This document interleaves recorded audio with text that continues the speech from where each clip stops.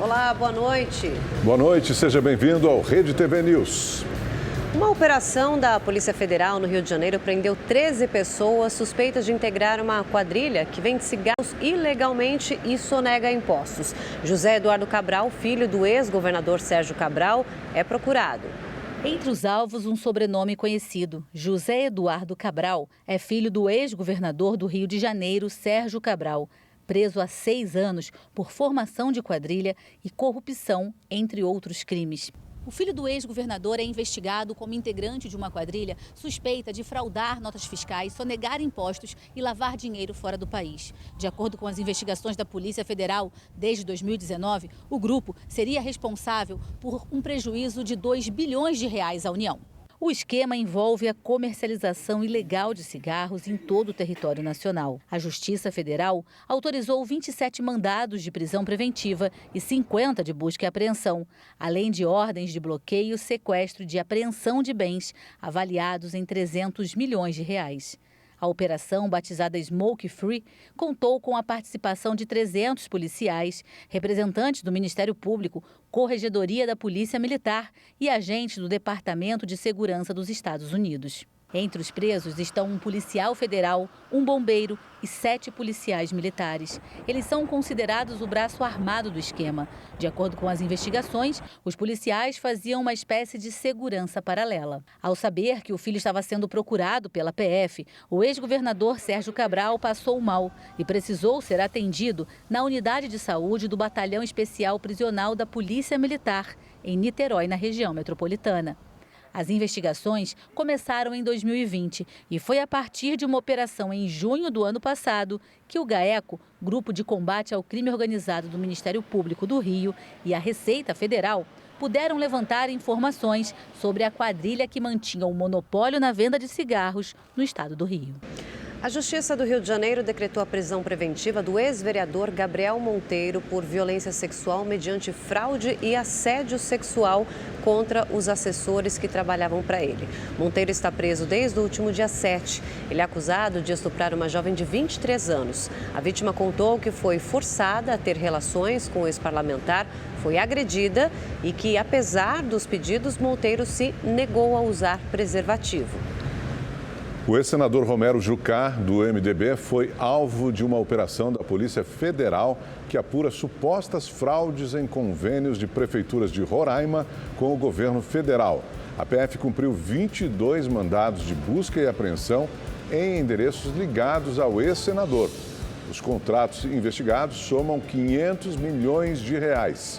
Em nota, Romero Jucá disse estar surpreso com a operação e afirmou que está colaborando com a polícia.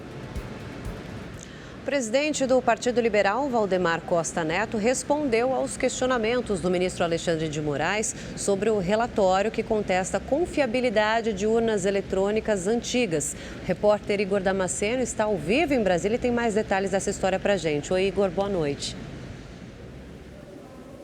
Olá, Érica, boa noite a você, boa noite também ao Augusto e a todos que nos acompanham. Valdemar Costa Neto disse que o Partido Liberal vai manter a contestação somente do resultado do segundo turno das eleições, porque, de acordo com ele, as supostas inconsistências apontadas pelo relatório divulgado ontem à tarde são referentes somente à segunda fase do pleito. No entanto, ele ressaltou que se essas inconsistências forem comprovadas, então também vai questionar o resultado do primeiro turno das eleições. Apesar da divulgação do documento, pelo menos até agora, o Partido Liberal não apresentou as provas sobre essas supostas inconsistências. Valdemar Costa Neto, então, rebateu. Disse que, pela lei, se há indícios, então o Tribunal Superior Eleitoral já deve investigar. Vamos ouvir o que disse o presidente do partido. Toda eleição, toda votação, o voto, não pode haver dúvidas sobre o voto. O voto tem que ser seguro. E por isso nós fizemos esse levantamento. E se isso for uma mancha na nossa democracia, nós temos que resolver isso agora. Porque o problema é muito sério. Bom, Valdemar Costa Neto disse ainda que não quer anular as eleições deste ano, mas sim que o TSE tome as providências cabíveis. Ele também não respondeu se vai questionar o resultado das eleições dos estados de São Paulo e Santa Catarina, onde o PL venceu em segundo turno. O presidente do Partido Liberal ainda afirmou que contestar toda a eleição neste momento pode ocasionar num grande tumulto, já que o resultado das eleições para parlamentares e governadores também poderia ser invalidado. Nós questionamos o TSE sobre essas falas de Valdemar Costa Neto, mas ainda não obtivemos retorno. Igor Damasceno de Brasília para o Rede TV News. Obrigado, Igor. E a menos de 2 dias da Black Friday, empresários e consumidores movimentam a produção e as vendas. A sexta-feira, que caiu no gosto do brasileiro, tem sido importante para o faturamento do comércio. Quanto mais o calendário corre, mais frenético fica o ritmo nesta, que é uma das principais empresas especializadas em venda de produtos pela internet. O movimento agitado tem nome: Black Friday. São cerca de 1.800 colaboradores se dividindo em 5 turnos de trabalho. A gente tem que dar conta de todos os pedidos, a gente não posterga as nossas datas de entrega, então a gente cumpre ainda todas as datas de entrega, então realmente a gente precisa entregar. Então para isso a gente faz aí a contratação de mais algumas pessoas, mas aí a gente consegue aí garantir que 100% dos nossos pedidos foram entregues. O ritmo é acelerado, cerca de 12 mil produtos são transportados por hora, algo em torno de 290 mil entregas por dia. Tanto é que a esteira não para, funciona 24 horas. Aqui são separados os itens que serão levados para cada estado do país. Hoje a gente consegue entregar para mais de 75% das cidades do Brasil em um dia e para 100 cidades do Brasil em mesmo dia. A expectativa da empresa este ano é um aumento de 20% nas vendas em relação à Black Friday de 2021. A gente fez uma pesquisa para 10 mil usuários nossos de Mercado Pago. 80% deles estão falando que ele vai gastar a mais do que eles gastaram em 2021, né? E a gente sabe que 2021 foi um ano recorde, né? Com a pandemia e tudo, né? Do comércio virtual para as prateleiras das lojas. Uma pesquisa da Abrace, a Associação Brasileira de Shopping Centers, estima um aumento de cerca de 6% nas vendas presenciais em comparação com o igual período do ano passado. Entre as categorias mais procuradas estão produtos eletrônicos, eletrodomésticos e vestuários. Neste shopping, na região central de São Paulo, a expectativa de vendas é mais do que o dobro da média geral, 13%. Já é notória a movimentação, as pessoas estão, na verdade, antecipando as compras de Natal, aproveitando a Black Friday para poder realizar essas compras, esses presentes, e muitas lojas já anteciparam a Black Friday, então não esperaram pela sexta-feira, hoje mesmo já começaram a fazer esse trabalho. Com os comércios virtuais e tradicionais mais movimentados e interligados, muita gente procura as lojas físicas para provar um produto, mas acabam comprando pela internet em busca de mais descontos. Mas sabe aquele ditado de que quando a esmola é demais, até o santo desconfia? Pois então, é preciso estar atento para não acabar caindo em golpes. No momento desses, acho que é importante controlar o impulso, fazer uma pesquisa rápida que seja em rede social, em alguns sites especializados como Reclame Aqui, conhecer a reputação da loja antes de sair e fazer a compra. Até para ver se a gente fazendo a compra, a gente vai receber o produto depois, né? Bom, agora que você já sabe de tudo isso, é só aproveitar a Black Friday com responsabilidade. Até porque outra sexta-feira dessa só no ano que vem. Bom, e agora no quadro Faça as Contas com a Salete Lemos, ela vai falar sobre os cuidados que nós precisamos ter antes de ir às compras.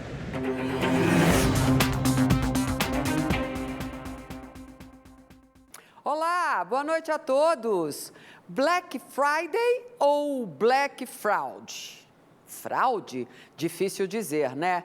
Nós temos, sem dúvida, nessas promoções, alguns descontos bastante interessantes, mas temos também muita enganação, né, gente? Por isso, se você não estiver atento e acompanhando os preços daquilo que você quer comprar, você não vai saber o que é Friday e o que é fraude. Da parte dos comerciantes, as expectativas, gente, são de aumento de vendas de até 20%, ou 4 bilhões de reais em Black Friday. Mas, contudo, todavia, tendo em vista que as famílias brasileiras estão totalmente endividadas, o endividamento está na casa de quase 80% das famílias brasileiras, talvez tenhamos de reconsiderar esse otimismo, hein?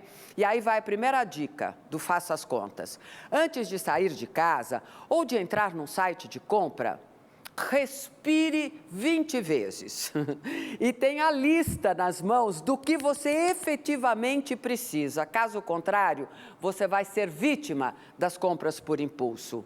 Acha barato, compra e depois se arrepende ou nunca usa o que comprou. Muito importante, não deixe de pesquisar preço também nas lojas físicas.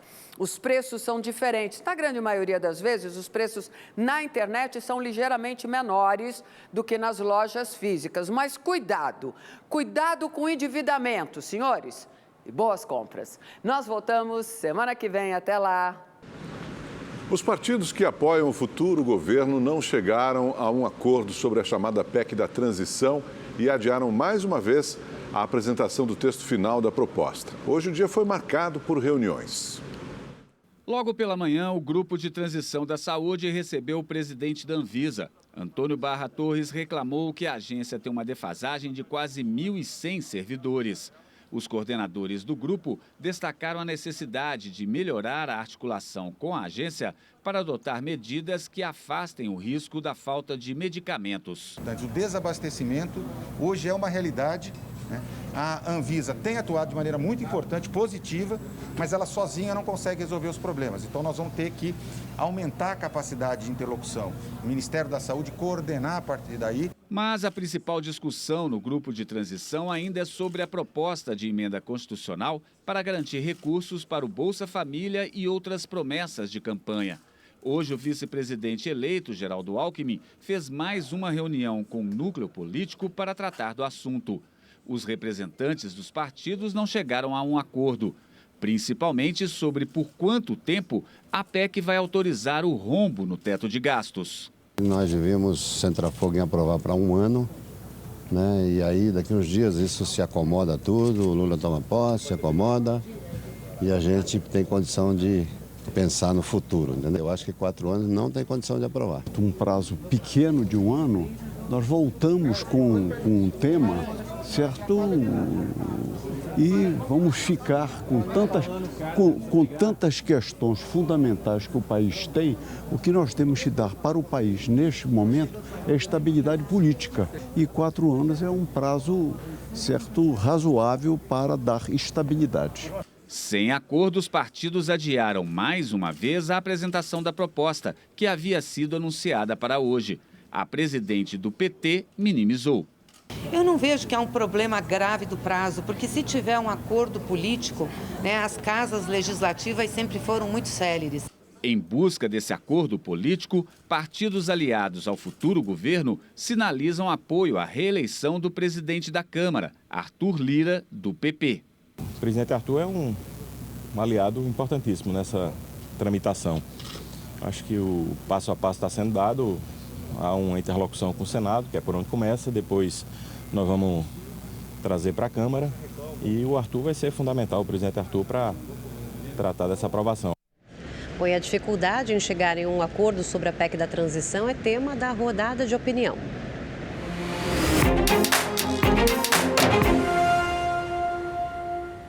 Com menos de 20 dias úteis do Congresso Nacional até o final do ano, a equipe de transição resolveu se mexer. Ontem, o presidente da Câmara, Arthur Lira, já havia alertado que o prazo para votar a PEC da gastança é exíguo e que os parlamentares não haviam sido chamados sequer para debater. Então, Geraldo Alckmin resolveu convidar 15 partidos para pedir o tal cheque em branco para o futuro presidente gastar. O valor não está fechado ainda. E detalhe, é um cheque ao portador, porque ninguém sabe quem será o ministro da Economia. O fato é que, se o gabinete de transição quiser aprovar a PEC neste ano, o jogo é um só: negociar com o Congresso que está aí, com as bancadas em fim de mandato, e não com quem vai chegar. Em resumo, deixar uma fatia da gastança para as emendas dos deputados e senadores em 2023. Imagine essa situação. O camisa 10 do time, no caso Lula, está contundido. O atacante reserva, Alckmin, dribla como pode, mas não faz gol. É mais ou menos isso que acontece em Brasília. Lula está afastado da partida há quase 2 semanas. Viajou ao Egito e Portugal e agora recupera-se de uma cirurgia nas cordas vocais. Sem o principal jogador em campo, petistas têm encontrado mais resistência do que imaginavam à PEC da transição. Ainda não tem base de apoio formada, precisam distribuir cargos e sinalizar com mais verbas para aplacar a voracidade dos parlamentares. De outro lado, a pressão do mercado surte efeito. O Congresso não dará um cheque em branco a Lula. Enquanto isso, Lira avança a passos largos para ser o único nome com chances na eleição à presidência da Câmara. Reúne apoio do PT ao PL. Deve nascer daí a base que dará sustentação ao governo Lula. Sem o PL, claro. O PT precisa de aulas de política com Arthur Lira. E o União Brasil anunciou agora à noite o apoio à reeleição do deputado Arthur Lira, do PP de Alagoas, para a presidência da Câmara dos Deputados. O partido tem a 3ª maior bancada da casa, com 59 parlamentares. O presidente do União Brasil, Luciano Bivar, disse que o apoio a Lira foi acertado com o PT, partido do presidente eleito Luiz Inácio Lula da Silva. A gente está em um momento realmente muito sensível da nossa República e eu acho que as decisões com as pessoas que tenham mais equilíbrio, mais sensatez, é o que vai nos conduzir ao melhor desenvolvimento do nosso país. Hoje tivemos uma reunião, Arthur, nosso presidente, com o PT e nós caminharíamos juntos com o presidente Arthur Lira como nosso candidato à presidência da Câmara dos Deputados. O plenário do Senado aprovou as indicações dos desembargadores Messode Azulay Neto e Paulo Sérgio Domingues para o Superior Tribunal de Justiça. Os dois foram sabatinados pela Comissão de Constituição e Justiça da Casa. Messode Azulay Neto, atual presidente do Tribunal Regional Federal da 2ª Região, é professor universitário e desembargador desde 2005. Já Paulo Sérgio Domingues atua no Tribunal Regional da 3ª Região e foi presidente da Associação dos Juízes Federais do Brasil. Ambos foram indicados pelo presidente Jair Bolsonaro em agosto deste ano. E aqui no Brasil teve comemoração, viu? Em Belo Horizonte, a comunidade espanhola se reuniu para torcer e acompanhar a goleada de estreia da seleção da Espanha contra a Costa Rica. Antes da bola rolar, a preocupação dos espanhóis era espantar a chance de outra zebra no Grupo E. Um Mundial, que é um mata-mata, qualquer time pode ganhar, né? Porque por isso a emoção de ver um Mundial. O Manuel, que é da Andaluzia, já estava feliz. A esposa ficou em casa vibrando com a vitória histórica do Japão sobre a Alemanha. As duas seleções também estão no Grupo E. Ela ficou muito feliz porque a minha esposa é japonesa. Nós conhecemos quando eu trabalhava no Japão e eu falei com ela agora e eu estava a pessoa mais feliz do mundo. O problema acontecerá a semana próxima, quando a Espanha jogue com o Japão. Aí vamos ter um problema. E na hora de arriscar qual seria o placar contra a Costa Rica, os torcedores estavam bem modestos. 2-1 aí para colocar novas promessas para o futebol. 1-0 no último minuto de penalti, para mim é suficiente. Mal sabia o Manuel. Bastaram apenas 10 minutos de bola rolando para que os apaixonados torcedores da Espanha já gritassem o primeiro gol da partida.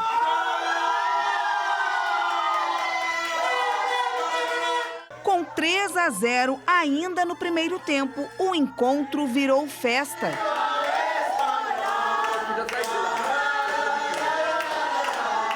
Está sendo maravilhoso, mas minhas expectativas eram estas mesmas.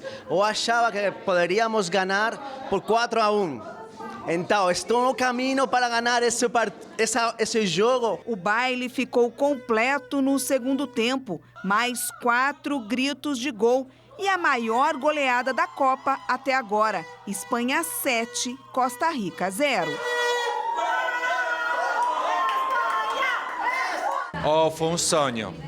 Nem os meus melhores sonhos eu poderia imaginar uma coisa tão maravilhosa. O meu coração está ainda muito rápido, porque eu não lembro na Espanha muito tempo um começo do Copa do Mundo tão impressionante. Vamos a tentar ter uma final contra o Brasil. Acho que pode ser um jogo final maravilhoso.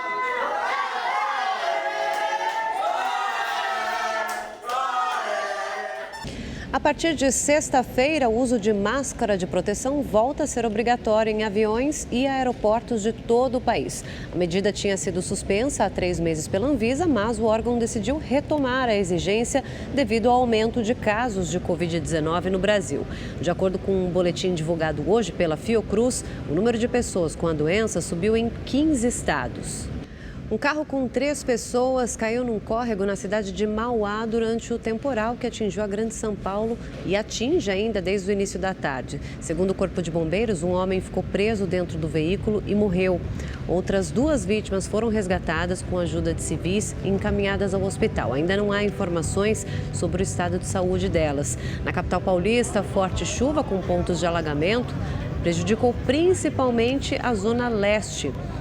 Até às 6 horas da tarde, o Corpo de Bombeiros registrou 6 pontos de alagamento e 5 chamados para desmoronamentos. Olha, se você quiser rever essa edição do Rede TV News, é só se inscrever no canal da Rede TV no YouTube. Lá tem todos os vídeos na íntegra e todos os programas também. Só acessar youtube.com/notícias Rede TV. E amanhã, então, todo mundo torcendo pelo Brasil, né? O Rede TV News fica por aqui. Esperamos noticiar amanhã uma vitória da nossa seleção.